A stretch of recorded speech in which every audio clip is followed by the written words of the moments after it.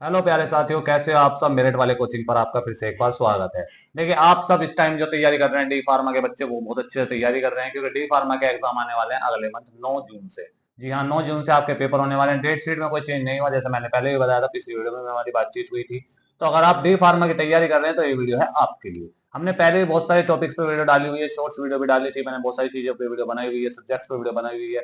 और मैं लेकर आता हूँ आपके लिए इंपॉर्टेंट क्वेश्चन, कि जिस बच्चे ने अब तक कुछ भी नहीं पढ़ा, कुछ भी तैयारी नहीं करी, वो बच्चा हमारे चैनल से जुड़ सकता है और अच्छी से अच्छी तैयारी कर सकता है। हम आपको इंपॉर्टेंट नोट्स भी देंगे, इंपॉर्टेंट आपको आंसर भी बताएंगे, क्वेश्चन भी बताएंगे, जिनसे कि आप अच्छी तैयारी करें। और सबसे मेन बात की हर बच्चे यही सोचता है कि मेरी बैक ना आ जाए। तो आपको अगर अपनी बैक से बचना है कि आपकी बैक ना आए पेपर में, तो आपको देखिए कुछ ना कुछ तो पढ़ के आना पड़ेगा। मैं आपको पेपर से पहले सारा पैटर्न भी बताऊंगा कि किस तरीके से वहां पे लिख के आना है, क्या से करना है। बट उससे पहले मैं आपको हर सब्जेक्ट के क्वेश्चन बता रहा हूँ, जितने भी मेरे पास क्वेश्चन आते हैं, इंपॉर्टेंट क्वेश्चन हम ढूंढ के लाते हैं। तो आप सब बस हमारे साथ जुड़े रहिए, और हम आपको क्वेश्चन बताएंगे आज डी फार्मा के एक ऐसे ही सब्जेक्ट के बारे में जिसे कहते हैं फार्माकोलॉजी। ठीक है, उसके मैंने 20 क्वेश्चन, इंपॉर्टेंट क्वेश्चन में लेकर आ रहा हूँ आज आपके लिए। आपको बताने वाला हूँ कि कौन से क्वेश्चन होते हैं जो आपको पढ़ने हैं। ठीक है, इसके अदर आपको अगर किसी सब्जेक्ट पे क्वेश्चन चाहिए, डी फार्मा के किसी भी सब्जेक्ट पे, फर्स्ट ईयर सेकंड ईयर में, तो आप मुझे कमेंट कीजिए, हमारे साथ जुड़े रहिए।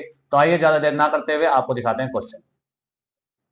जी देखिए, मेरिट वाला कोचिंग आपके लिए लेकर आया है डी फार्मा फर्स्ट ईयर के फार्माकोलॉजी के महत्वपूर्ण क्वेश्चन। जी हिंदी में क्वेश्चन है। 80 नंबर का आपका एग्जाम होता है, 3 घंटे आपको मिलते हैं। तो देखिए, 2025 के कुछ इंपॉर्टेंट क्वेश्चन जो हम आपके लिए ढूंढ के लाए हैं, वो बहुत इंपॉर्टेंट क्वेश्चन है। देखते हैं क्या है। पहला क्वेश्चन है, प्राकृतिक स्त्रोतों से प्राप्त औषधियों के स्त्रोत और उनके वर्गीकरण को समझाना है, कि यानी नेचुरल रूप से जो हमें दवाइयां मिलती हैं, वो किस प्रकार से मिलती है और किस प्रकार से उनके टाइप्स हैं, वो आप सबको पढ़ने पड़ेंगे, बताने पड़ेंगे।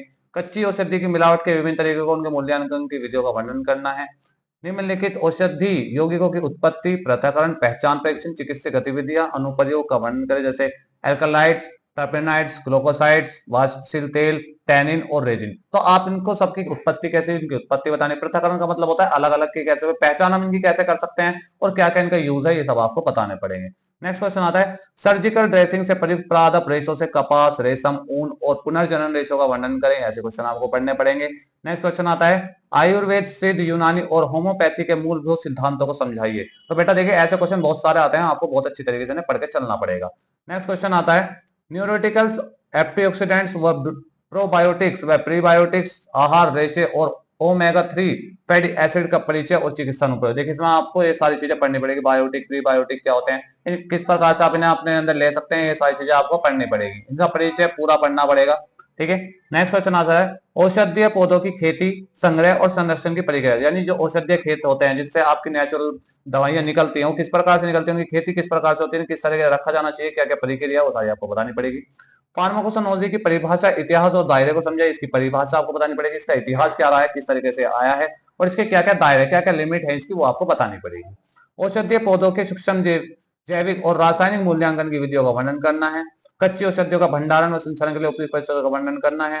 कच्ची औषधि के भौतिक, रासायनिक और सूक्ष्मजीवी मूल्यांकन की विधियों को समझाना है। औषधि पौधों के विभिन्न भाग, जड़, तना, पत्ती, फूल, बीज से प्राप्त औषधियों को उदाहरण समझाना है। एल्कलाइड्स के रासायनिक गुण, पहचान, परीक्षण और चिकित्सा उपयोग को विस्तार से समझाना है। वाष्पशील तेलों के निष्कर्षण की विभिन्न विधियों और उनके औषधीय उपयोग का वर्णन करना है। ग्लूकोसाइड्स के प्रकार, गुणों और फार्मास्यूटिकल अनुप्रयोग को समझाना है। टैनिन और रेजिन की रासायनिक संरचना और उनके औषधियों का महत्वपूर्ण वर्णन करना है। नेक्स्ट है, औषधीय पौधों की खेती में उपयोग होने वाली आधुनिक तकनीकों का वर्णन करना है। फार्माकोसोनोलॉजी में गुणवत्ता नियंत्रण के महत्व और विधियों को समझाना है। नेक्स्ट है, प्राकृतिक औषधियों के संग्रह और सुखाने की प्रक्रिया के विधियों का चरणों का वर्णन करना है। और नेक्स्ट जो लास्ट क्वेश्चन आता है वो क्या है, पारंपरिक चिकित्सा पद्धतियों में उपयोग होने वाली प्रमुख औषधीय पौधों के नाम और उनके उपयोग भी आपको बताने हैं। तो ये है वो आपके 20 क्वेश्चन जो बहुत इंपॉर्टेंट है। आप अगर इन क्वेश्चन की तैयारी अच्छे से करते हैं, तो मेरा मानना है कि आप नंबर भी बहुत अच्छे रहेंगे और आपकी बैग भी नहीं आएगी। जी, तो जैसे कि मैंने बताया, 20 क्वेश्चन है आपके जो मोस्ट इंपोर्टेंट है फार्माकोलॉजी के। ठीक है, देखिए बेटा, फार्माकोलॉजी में आपको सबसे पहले नेचुरल दवाइयों के बारे में पढ़ना है, कि नेचुरल दवाइयां बनती कैसे हैं, इनका उपयोग कैसे होता है, कैसे इन्हें हम रख सकते हैं, कैसे उगा सकते हैं, ये सब आपको पढ़ना पड़ेगा। तो ये सब्जेक्ट है कि ज्यादा हार्ड सब्जेक्ट नहीं है, आसान सब्जेक्ट है, कोई इतना लोड लेने की जरूरत नहीं है, प्रेशर नहीं लेना, आराम से पढ़ना है। अगर आप अभी तक कुछ बुक वगैरह में आपसे नहीं पढ़ी आपने, तो आप मॉडल पेपर लाइए, मॉडल पेपर में इन क्वेश्चनों को देके गूगल से सर्च कीजिए, जितना आसान आप इन्हें बना दोगे, जितना आसानी से आप इन्हें लिख दोगे, उतना अच्छा होगा। जरूरी नहीं है रटा रटाया लिखना है, आपको अपनी नॉलेज के हिसाब से लिखना है, जितनी आपको नॉलेज होगी। ठीक है, नॉलेज का मतलब, मेरे कहने का मतलब ये है कि आप उसे अपनी तरफ से भी लिख सकते हैं, वहां नंबर नहीं करते। जैसा आपने बोर्ड में एग्जाम दिए होंगे कभी 10th 12th के, तो वहां पे आपने अपनी तरफ से भी क्वेश्चन बनाए होंगे, सेम पैटर्न यहाँ पे लागू होता है। आप अपना बना सकते हैं, अच्छी तरीके से कर सकते हैं, क्वेश्चन पे कोई भी नंबर नहीं कटेंगे।